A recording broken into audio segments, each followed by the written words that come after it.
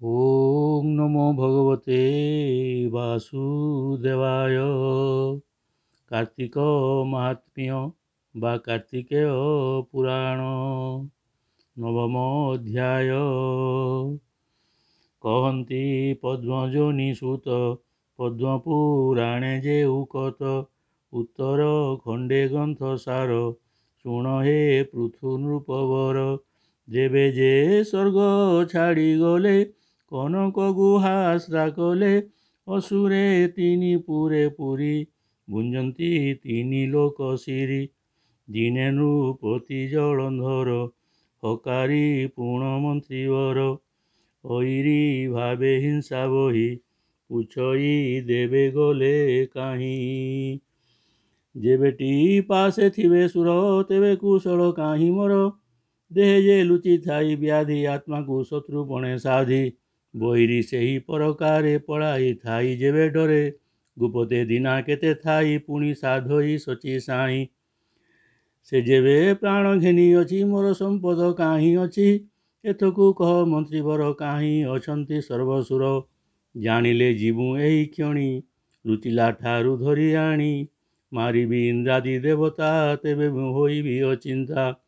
हेमंत नृपति वचने कहन्ति भृगुंक नंदने शुण राजन बिहि बसे सकल देवे तोर त्रासे कनकगिरी गह्वर रे लुचि पाषाण ढांकी द्वारे गुपते रहिଛନ୍ତି सर्वे पुनि कि उपाय करिवे तांको उपाय सिद्धि नहु राइले अरि आणतहु राइले धरि आणतहु।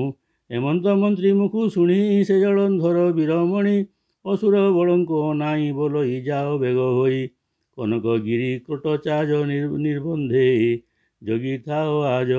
से गिरी क्रोटे सर्वसुरे लुचि अछंती मोर डरे आमंकु जिणिबा उपाये विचारुछंती देवताए। तांको बुद्धि बल पांची युद्ध आरंभ विधि पांची आंभे मारिबा तांकु धरी उपाड़ी गिरी आदि करी समुद्रे पकाइबा आणी सकल सुर शिरहाणी। एथकु आगे तुम्भे जाओ आज को गिरी जगी थाओ मते अबेल आजि दिन प्रभाते करिबी गमन। हेमंत बोली थाट पेशी नृपति अंतपुरे बसी सारिले स्नान भोजन निशारे पर्यंके शयन। थाटे जे गले आगे चढ़ी जेसने समुद्र उछुड़ी कूल लंघई काल बसे तेसन दुर्दांत राक्षसे कनकगिरी तले पुरी बसिले सतेपुर करी पर्वते उठिले कसन्य बरसा काले जन्ने जन्न। सही प्रकार दैत्य बळे घोटिले कनक सहिले बाण वचन बाद्य ध्वनि सबदे कंपई मेदिनी। पर्वत गर्भे देवे शुणी असुर धाड़ी बोली जानी विवादे भरोसा न करी आतंगे गोविंद सुमरी। हे देव देव चक्रधर खल नाशन बाना तोर भक्ति वत्सल बाना बहु सुजन संतापन सहु संत पालन देह धरु सुजन जन दुख हरु। मत्स्य कच्छप काल रूपी नमो नृसिंह विश्वव्यापी नमो वामन द्विजवर शंख सागर चक्रधर गदा सहिते भुज चारि दुष्ट दानव दर्पहारी। अवनी भारा करुनाश तोते सुंदर पीतवास कौस्तुभ मणि हृदय साजे नमो देवाधिदेवराजे। गरुड़ ध्वज लक्ष्मीकांत अनंत शयन अच्युत अखिल जन आत्मारूपी आकाश जल स्थल व्यापी सकल हृदय पद्मे थाउ भावे अभावे गति देउ एणु तो नाम अंतर्जामी आंभ आतंग फेड़ स्वामी। तु आंभ प्रभु पद्ममुख घोर दानव दंडु रख। हेमंत बोली देवलोके स्तुति करंती गुरु शोके देवंक आतंक बारता जानिले जगत करता। उपेक्षी अनंत शयन सन्निधे राइले सुपर्ण अपूर्व रूप होई हरि गरुड़ कंधे विजय करी। लक्ष्मी की चाहि चक्रपाणी बोलंती शुण कमलिनी सिंधु नंदन जलंधर से दुष्ट सानुज तुम्भर संगीता घेनी दैत्य बल जिणिला दश दिगपाल ତାରିଣୀ ହେଲା ତିନି ପୁରେ ଦେବେ ପଳାଇ ତାର ଡରେ ଲୁଚିଲେ ଗହନ କାନନେ ଏତକ ଶାନ୍ତି ନାହିଁ ମନେ ଦେବଙ୍କୁ ନିବାରିବା ଛଳେ ଏମନ୍ତ ଭାବି ଧୈର୍ଯ୍ୟ ବଳେ କର୍ଣ୍ଣଗିରି ବେଢ଼ିଛନ୍ତି ଦେବେ ଆତଙ୍ଗେ ମୋତେ ଚିନ୍ତି ସେ ମୋର ଅଧୀନ ଦେବତା ତାଙ୍କ ବିପତ୍ତି ମୋତେ ଚିନ୍ତା ଯେ ସାଧୁ ଜନେ ହିଂସା କରି ସେ ନିଶ୍ଚୟ ମୋହର ବୈରୀ ଏବେ ମୁଁ ଦେବତାଙ୍କ ଛଳେ ମାରିବି ଜଳନ୍ଧର ହେଳେ ହେମନ୍ତ ପ୍ରଭୁ ବାକ୍ୟ ଶୁଣି କହନ୍ତି ସାଗର ଦୁର୍ଲଣୀ ଭୂପ୍ରଭୁ ତୈଲକ୍ୟର ନାହା ଶ୍ରୀମୁଖେ ଆଜ୍ଞା ଦେବେ ଯାହା ସେ ବାକ୍ୟ ଶୁଣନ୍ତେ ମୁଁ କର୍ଣ୍ଣେ ସଂଶୟ ଘେନୁ ଅଛି ମନେ ସେ ଜଳନ୍ଧର ମହାବୀର ଈଶ୍ୱର ଅଂଶେ ଅବତାର ସାଗରୁ ହେଲା ଉତ୍ତପତି ପ୍ରସନ୍ନ ହୋଇ ବେଦପତି ଅଭୟ ବର ତାକୁ ଦେଲା ତେଣୁ ସେ ଜଗତ ଜିଣିଲା ଏ କଥା ଜାଣଇ ମୁଁ ଭଲେ ତୁମ୍ଭେ ନ ଯୁଝ ତାର ତୁଲେ ଲଘୁତ୍ୱ ଜନେ ପୌରୁଷ ଉଭୟ ଲୋକେ ନାହିଁ ଯଶ ଲଘୁତ୍ୱ ଜନେ ପୌରୁଷ ଉଭୟ ଲୋକେ ନାହିଁ ଯଶ ଏକଥା ବୁଝି କାର୍ଯ୍ୟ କର ତୁମ୍ଭେ ତ ଜଗତ ଈଶ୍ୱର ଏତେ ଜଣାଇ କମଳିନୀ ଶିରେ ନିବେଶିବେନି ପାଣି ଭକ୍ତି ଆତୁରେ ଭଗବାନ ଲକ୍ଷ୍ମୀଙ୍କୁ କହନ୍ତି ବଚନ ଖଳନାଶନ ବାନା ମୋର ତୁ ମୋତେ ନିରୋଧ ନ କର ହେମନ୍ତ ବୋଲି ଦଇ ତାରି ଖଗ ଆସନେ ବିଜେ କରି ଯୁଦ୍ଧକୁ କରନ୍ତି ଗମନ ଅଶେଷ ଜଗତ ଜୀବନ ଗରୁଡ଼ କନ୍ଧେ ଭାବଗ୍ରାହୀ କିବା ଉପମା ଦେବା ତହିଁ ଯେସନେ ହେମଗିରି ଶିର ଉଦୟ ନବ ଜଳଧର ଗଗନ ପବନର ଗତି ଦିଗେ ବିରାଜେ ବିଷ୍ଣୁ ଜ୍ୟୋତି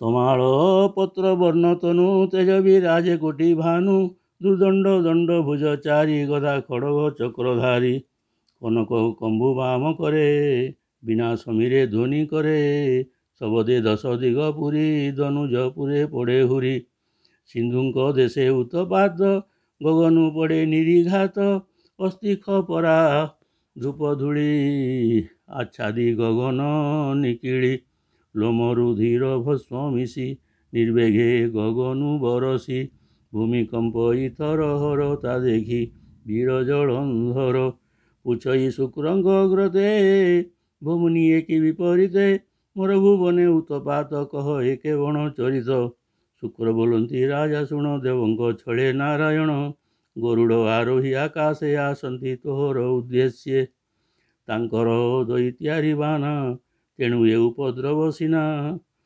ମନ୍ତ୍ରୀ ବରର ଏ ଉକତ ଶୁଣି ସକ୍ରୋଧେ ସିନ୍ଧୁ ସୁତ ଯୁଦ୍ଧ ଆରମ୍ଭେ ସଜ ହୋଇ ତୁରିଦେ ସୈନ୍ୟ ସଖାରାଇ ଆରୋହୀ ହେମମୟ ରଥେ ଧାମେ ଉତ୍ତର ଦିଗ ପଥେ କହଇ ବ୍ରହ୍ମାଙ୍କ ନନ୍ଦନ ଏଥି ଉତ୍ତାରୁ ଭଗବାନ ଗରୁଡ଼ ପୃଷ୍ଠେ ବିଜେ କରି ମିଳିଲେ ହେମକୁଟଗିରି ଦୈତ୍ୟ ଯେ ଜଳନ୍ଧର ବୋଲେ ଦେବଙ୍କୁ ବନ୍ଦୀ କରିଥିଲେ ଗୋବିନ୍ଦ ଆଗମନ କାଳେ ଭୟେ ଭାଜିଲେ ଦୈତ୍ୟ ବଳେ ବହୁତ ତୃଣଠୁଳ ହୋଇ ଯେସନେ ଏକଠା ବେଥାଇ ସେ ଜେନେ ଉଡ଼ନ୍ତି ପବନେ ଅସୁର ଗୋବିନ୍ଦ ଦର୍ଶନେ ଭୋଜିଲେ ସେହି ମତି ହୋଇ ଏମନ୍ତେ ଜଳନ୍ଧର ଯାଇ ସୈନ୍ୟଙ୍କୁ ରହିଲା ଆବରି ଦୈତ୍ୟଙ୍କୁ ଦେଖି ଦଇ ତାରି ଦେବଙ୍କ ଛଳେ କୋପମୂର୍ତ୍ତି ସେ କଥା ଜାଣି ଖଗପତି ପକ୍ଷ ପବନ ଘୋର ବାତେ ଗଗନେ ଉଡ଼ିଲେ ଦଇତେ ବତାସେ ରେଣୁ ପ୍ରାୟ ଉଡ଼ି ପଡ଼ିଲେ ବନଗିରି ମାଡ଼ି ପବନେ ଯେନେ ରମ୍ଭାବନ ତେନେ ବିଚ୍ଛିନ୍ନ ଦୈତ୍ୟ ସୈନ୍ୟ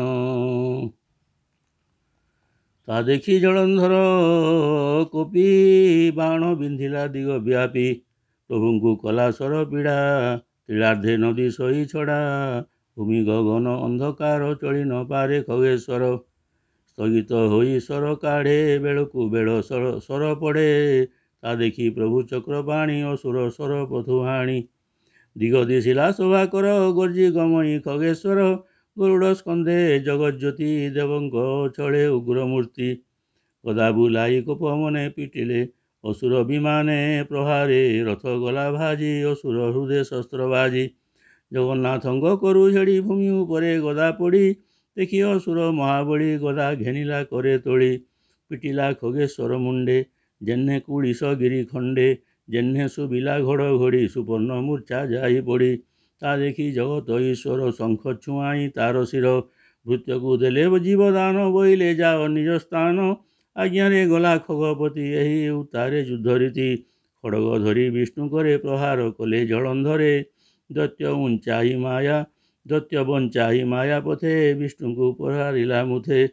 ମୁଥ ବିଘାତେ ଜଗନ୍ନାଥ, ଧଇଲେ ଦାନବର ହାତ, ଅସୁର ଅସ୍ତ୍ର ଅପସରି, ବିଷ୍ଣୁଙ୍କୁ ବାମ କରେ ଧରି। ତା ଦେଖି ପ୍ରଭୁ ବ୍ରହ୍ମ ରାଶି, ତେଜିଲେ ଶଙ୍ଖ ଚକ୍ର ଆସି, ହତ ଆୟୁଧ ହୋଇ ହରି, ଦୈତ୍ୟକୁ ଚାରି ଭୁଜେ ଧରି। ଦୈତ୍ୟ ଧରିଲା ବେନି କରେ, ମାଲ ବିନ୍ଧାଣି ଯୁଦ୍ଧ ପରେ। ପୁଣି ଉଭୟ ମନେ ଛାଡ଼ି, ନିର୍ବନ୍ଧେ ଭୁଜେ ଭିଡ଼ା ଭିଡ଼ି, ଉଡ଼ି ପଡ଼ି ଗଡ଼ନ୍ତି ଭୂମି ଭାଗେ, ଯେହ୍ନେ ସମରେ ବେନି ବା ନାଗେ। ସିଂହ ସାଦୁଳ ପ୍ରାୟ ଦିଶି, ଯୁଝନ୍ତି ଅଙ୍ଗେ ଅଙ୍ଗ ମିଶି। ପୁଣି ଛାଡ଼ିଣ ପୁଣି ଧରି, ମୁଣ୍ଡକୁ ମୁଣ୍ଡ ମରାମରି। ନିର୍ଘାତ ପ୍ରାୟ ଶୁଭେ ଧ୍ୱନି, ଅଗ୍ନି ଉଛୁଳେ ତେଜ ଘେନି। ପଟ୍ଟ ସଂଯୋଗ ପ୍ରାୟ ଜ୍ୱାଳେ, ଲିଭି ପଡ଼ଇ ଅଙ୍ଗ ଜାଳେ।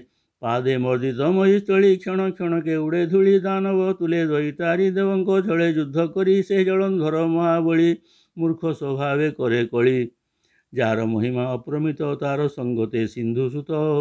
ଯୁଦ୍ଧ ଆରମ୍ଭେ ମାଲ ବନ୍ଧେ, ସୁମରି ମୁଥେ ମୁଥେ ସନ୍ଧେ। ଅଳ୍ପ ଅପସରି ରହି, ମାରନ୍ତି ମର୍ମସ୍ଥାନେ ଚାହିଁ। ଭୁଜକୁ ଭୁଜ ଛନ୍ଦି ଧରି, ଚରଣେ ଚରଣ ଉଭାରି। ଗଡ଼ି ପଡ଼ନ୍ତି ମହିଲୋଟି, ହୃଦକୁ ହୃଦ ପିଟା ପିଟି। କେ ଛାଡ଼ି ପଛକୁ ପଳାଇ ଛଡ଼ାଇ, ଗଗନେ ଉଡ଼ଇ। ପୁଣି ମିଳନ୍ତି ଆସି ଆଗେ, ଥରି ଉଡ଼ନ୍ତି ଶୂନ୍ୟ ମାର୍ଗେ। ଆକାଶେ ହୋଇ ମିଶାମିଶି, ପୁଣି ଭୂମିରେ ପଡ଼େ ଆସି। ମେରୁ ପର୍ବତ ପ୍ରାୟ ହୋଇ, ଶବଦ ପୁରୀ କମ୍ପେ ମହି। ପାଦେ ଧରଣୀ ଟଳମଳ, ପଡ଼ନ୍ତି ଭାଙ୍ଗି ଶାଳ ଶିଳ। ଗ୍ରାମ ପାଟଣା ପୁର ଦେଶ, ଅନେକ ଜୀବଜନ୍ତୁ ନାଶ। ରାତ୍ର ଦିବସ ଘୋର ରଣ, ଦିନକୁ ଦିନ ଯୁଦ୍ଧ ଟାଣ। ବିଶ୍ରାମ ନ କରନ୍ତି କ୍ଷଣେ, କାଳ ବିକାଳ ପ୍ରାୟ ରଣେ। ତୋର ପ୍ରତିଜ୍ଞା ଦୀର୍ଘ ରଡ଼ି, ଯେସନେ ମେଘ ଘଡ଼ଘଡ଼ି। ପ୍ରଖର ନିଶ୍ୱାସ ପବନେ, ସ୍ଥାବର ଉଡ଼ିଲେ ଗଗନେ। ମେରୁ ସହିତେ ଟଳମଳ, ଭୟେ କମ୍ପିଲେ ଦିଗପାଳ। ଦୈତ୍ୟ ସହିତେ ଦଇତାରି, ବାହୁ ଯୁଦ୍ଧରେ ସମସରି। ହେମନ୍ତ କେତେ କାଳ ଗଲା, କେହି କାହାକୁ ନ ଜିଣିଲା। ହେମନ୍ତେ କେତେ କାଳ ଗଲା, କେହି କାହାକୁ ନ ଜିଣିଲା। ସର ଶବଦ ପଞ୍ଚଗୁଣେ, ଯୁଦ୍ଧ କରନ୍ତି ଅନୁକ୍ଷଣେ। ଦୈତ୍ୟ ନୋହିଲା ଯହୁଁ କ୍ଷୟ, ମନେ ଭାବନ୍ତି ଦେବରାୟ। ଏ ଦୈତ୍ୟ ତୁଲେ ଯୁଦ୍ଧ କଲେ, ସଂସାର ନ ରହିବ ଭଲେ। ଅନେକ ଯୁଗ ବହିଯିବ, ଅସୁର ରଣେ ନ ଘୁଞ୍ଚିବ। ଧନ୍ୟ ବିଧାତା ବର ତୋର, କମଳା ବାକ୍ୟ ନିରାଧାର। ବାରଣ ବାକ୍ୟେ ଯୁଦ୍ଧେ ଆସି, ଦୈତ୍ୟକୁ ନ ପାରିଲି ନାଶି। ସମର କଲେ କାର୍ଯ୍ୟ ନାହିଁ, ଦୁଃଖିତ ହେବେ ଏବେ ମୋହି। ରଣେ ଘୁଞ୍ଚିଲେ ହେବ ଲାଜ, ଏତେ ବିଚାରି ଦେବରାଜ। ଯୁଦ୍ଧ ଉପେକ୍ଷୀ ଭାବଗ୍ରାହୀ, ଦୈତ୍ୟକୁ ପ୍ରୀତି ପଣେ କହି। ହେ ଜଳନ୍ଧର ମହାବୀର, ତୁ ଅଟୁ ବାନ୍ଧବ ଆମ୍ଭର। ଆମ୍ଭେ ଅଶେଷ ଲୋକପତି, ଲକ୍ଷ୍ମୀ ଆମ୍ଭର ପ୍ରିୟବତୀ। ସେ ଯେ ସମୁଦ୍ର ଅବତାର, ତୁ ବୀର ସମୁଦ୍ର କୁମର। ଯେଣୁ ତୁ ଆମ୍ଭର ଶାଳକ, ନ ବୁଝି ଯୁଝିଲୁ ଅନେକ। ଏଥକୁ ନାହିଁ ଆମ୍ଭ ଛଳ, ଆମ୍ଭେ ଜାଣିଲୁ ତୁମ୍ଭ ବଳ। ଏଣେ ସନ୍ତୋଷ ଆମ୍ଭ ଚିତ୍ତ, ବନ୍ଧୁରେ ପଡ଼ିବ ଏମନ୍ତ। ଦୈବ ଯୋଗେ ହୋଏ କଳି, ଯେ ସାଧୁ ସେ ତାହା ସମ୍ଭାଳି। ବିବାଦେ ନାହିଁ କିଛି ଲାଭ, ପ୍ରୀତି ଯେ ପରମ ଦୁର୍ଲଭ। ଏକଥା ତୋର ମନେ ଘେନ, ଆମ୍ଭେ ହୋଇଲୁ ପ୍ରସନ୍ନ। ସନ୍ତୋଷେ ଯାଚୁଅଛୁ ବର, ଯେ ଇଚ୍ଛା ମାଗ ଜଳନ୍ଧର। ବିଷ୍ଣୁ ଶ୍ରୀମୁଖୁ ଏହା ଶୁଣି, ଅସୁର ମନେ ମନେ ଗୁଣି। ବିଚାର କଲା ହୃଦ ଭାଗେ, ମୋର ଶୁଭକାରୀ ଯୋଗେ। ଯେ ପ୍ରଭୁ ଜଗତେ ଈଶ୍ୱର, ସନ୍ତୋଷେ ଯାଚୁଅଛି ବର। ଆବର ବନ୍ଧୁପଣ ଦେଖି, ଏ ଯେ ସଫଳ କର୍ମ ଦେଖି। ଏତେ ବିଚାରି ଜଳନ୍ଧର, ବୋଲଇ ଯେବେ ଦେବୁ ବର। ମାଗଇ ମୋର ଆତ୍ମହିତେ, ତୁ ନାଥ ସ୍ୱଗଣ ସହିତେ। ଲକ୍ଷ୍ମୀ ସହିତେ ଅଷ୍ଟନିଧି, ଯେ ତୋର ପ୍ରଭୁ ପଣ ନିଧି। ସକଳ ଘେନି ତୋ ସଙ୍ଗରେ, ସକଳ ଘେନି ତୋ ସଙ୍ଗରେ। ବାସ କରିବୁ ମୋର ପୁରେ, ଲକ୍ଷ୍ମୀ ଯେ ମୋର ଭଗ୍ନୀ ଜ୍ୟେଷ୍ଠ। ତୁ ନାଥ ପ୍ରଭୁ ପଣେ ଶ୍ରେଷ୍ଠ। ତୁମକୁ ପ୍ରଭୁ ପଣେ ପାଇ ରହି ଭଜିବି ଶାନ୍ତ ହୋଇ ଅସୁର ମୁକୁ ପ୍ରିୟ ବାଣୀ ଶୁଣି ସନ୍ତୋଷ ଚକ୍ରବାଣୀ। ଯାହା ମାଗିଲା ଦୈତ୍ୟବୀର ହେଉ ବୋଇଲେ ଗଦାଧର ପୁଣି ଦୈତ୍ୟକୁ ପ୍ରିୟ ମତେ କହନ୍ତି ଦେବ ତାଙ୍କ ହିତେ ବୋଇଲେ ଶୁଣ ମହାବୀର ଆମ୍ଭେ ରହିଲୁ ତୁମ୍ଭପୁର କମଳା ଥିବ ଆମ୍ଭ ତୁଲେ ବ୍ରହ୍ମା ସହିତେ ଦିଗ ପାଳେ ତୋର ବଚନ ପାଳୁଥିବୁ ଯାହା ମାଗିବୁ ତାହା ଦେବୁ ଲକ୍ଷ୍ମୀ ତ ପୁରେ ଥିବେ ଯେବେ ତୋତେ ଅପୂର୍ବ କିସ ତେବେ ଏବେ ତୁ ଆମ୍ଭ ବୋଲ କର ଦେବଙ୍କ ଯଥା ଅଧିକାର ସନ୍ତୋଷେ ଆଦି ତାଙ୍କ ମୂଳେ ତ ଯଶ ରହୁ ରବି ତଳେ ଶୁଣି ସନ୍ତୋଷ ଜଳନ୍ଧର ଦେବଙ୍କୁ ଦେଲା ସ୍ୱର୍ଗପୁର ଧ୍ୟାନ ଚିନ୍ତିଲେ ବ୍ରହ୍ମ ରାଶି ଦେବେ ମିଳିଲେ ପାଶେ ଆସି ତାଙ୍କର ଯଥା ଅଧିକାର ଦେଇ ପଶିଲେ ସ୍ୱର୍ଗପୁର ପୁଣି ଚିନ୍ତିଲେ ଚକ୍ରପାଣି ଆସି ମିଳିଲେ କମଳିନୀ ତାଙ୍କ ସହିତ ଅଷ୍ଟନିଧି ସର୍ବସମ୍ପଦ ସୁଖ ସିଦ୍ଧି ବିଷ୍ଣୁ ଛାମୁରେ ଉପଗତ ଆନନ୍ଦ ଜଳନ୍ଧର ଚିତ୍ତ ଭଗ୍ନି ଭିଣୋଇ ଘେନି ସଙ୍ଗେ ନିଜ ଭୁବନେ ଗଲା ବେଗେ ସିନ୍ଧୁଙ୍କ ଦେଶେ ପରବେଶ ବିଷ୍ଣୁ ନିମନ୍ତେ ଦିବ୍ୟ ବାସ ମଣ୍ଡିଲା ଅତି ଯତ୍ନ କରି ବିଜୟ କଲେ ତହିଁ ହରି ସଙ୍ଗତେ ଦେବୀ କମଳିନୀ ତ୍ରୈଲୋକ୍ୟ ମାତା ଠାକୁରାଣୀ ଅଷ୍ଟନିଧିଙ୍କୁ ଘେନି ତୁଲେ ଅସୁର ପୁରେ ବିଜେ କଲେ ସେ ଜଳନ୍ଧର ନେତ୍ରେ ଦେଖି ବିଷ୍ଣୁଙ୍କୁ ପାଇ ମହା ଖୁସି ଦେବଙ୍କୁ ଦେଲା ସ୍ୱର୍ଗପୁର ଆପେ ଯେ ମର୍ତ୍ତ୍ୟ ନୃପବର ବଳିକି ତଳପୁର ଦେଇ ଆବରି ଦୈତ୍ୟଗଣ ରାଇ ଯେ ଯାହା ଅନୁରୂପେ ବାସ ସଭିଙ୍କୁ ଦେଇ କଲା ତୋଷ ଦେବଙ୍କୁ କଲା ସବୁ ସୁଖୀ ପ୍ରଜାପାଳଇ ନେତ୍ରେ ଦେଖି ଶସ୍ୟ ସମ୍ପଦ ବସୁନ୍ଧରି ଦିଅଇ ମନ ପୂର୍ଣ୍ଣ କରି ବୃକ୍ଷେ ଫଳନ୍ତି ଫୁଟେ ଫୁଲ ସର୍ବଦା ନଦୀ ବହେ ଜଳ ନିତ୍ୟ ସେବନ୍ତି ଷଡ଼ ଋତୁ ସଦା ଆନନ୍ଦ ଜୀବଜନ୍ତୁ ଅକାଳ ମୃତ୍ୟୁ ରୋଗ ଶୋକ ଖଣ୍ଡିଲେ ସ୍ୱର୍ଗପୁର ଲୋକ ଏମନ୍ତ ସିନ୍ଧୁ ରାଜବଳା ଦ୍ୱିତୀୟ ବୈକୁଣ୍ଠ ମର୍ତ୍ତ୍ୟ କଲା ବିଷ୍ଣୁଙ୍କୁ ନିଜ ପୁରେ ରଖି ପ୍ରଭୁଙ୍କୁ ବନ୍ଧୁ ଭାବେ ଦେଖି ନୀତି କରଇ ପୂଜା କର୍ମ ଆତ୍ମା ନ ଚିହ୍ନି ମତି ଭ୍ରମ ଦେବେ ଯେ ସ୍ୱର୍ଗପୁରୁ ଆସି ଯକ୍ଷ ଗନ୍ଧର୍ବ ଗଣ ଋଷି ଜଳନ୍ଧରକୁ ଭେଟି ନୀତି ତାମ ନ ଜାଣି ଖଟିଥାନ୍ତି ନ ପାଇ ହରି ଦର୍ଶନ ତେଣୁ ବିକଳ ତାଙ୍କ ମନ ନିରତେ ବିଷ୍ଣୁ ପାଦେ ଧ୍ୟାନ ତେବେ ବଞ୍ଚନ୍ତି ସୁଖେ ଦିନ ସେ ସୁଖ ନିବାରଇ ସେହୁ ମୋ ମନ ତାଙ୍କ ପାଦେ ରହୁ ସଂସାର ଦୁଃଖ ଜୀବ ନାଶ ଭଣଇ ମହାଦେବ ଦାସ ଏ ପଦ୍ମ ପୁରାଣ ଚରିତ ଉତ୍ତର ଖଣ୍ଡେ ଯେ ବିଦିତ ଗୀତ ଯେ କଲି ଗ୍ରନ୍ଥ ସାର ସୁଜନେ ଦୋଷ କ୍ଷମା କର ଗୀତ ଯେ କଲି ଗ୍ରନ୍ଥ ସାର ସୁଜନେ ଦୋଷ କ୍ଷମା କର ଇତି ଶ୍ରୀ ପଦ୍ମପୁରାଣେ ଉତ୍ତରଖଣ୍ଡେ କାର୍ତ୍ତିକ ମାହାତ୍ମ୍ये ଜଳନ୍ଧର ସଂଗ୍ରାମେ ନାମ ନବମ ଅଧ୍ୟାୟ ହରି ବୋଲ।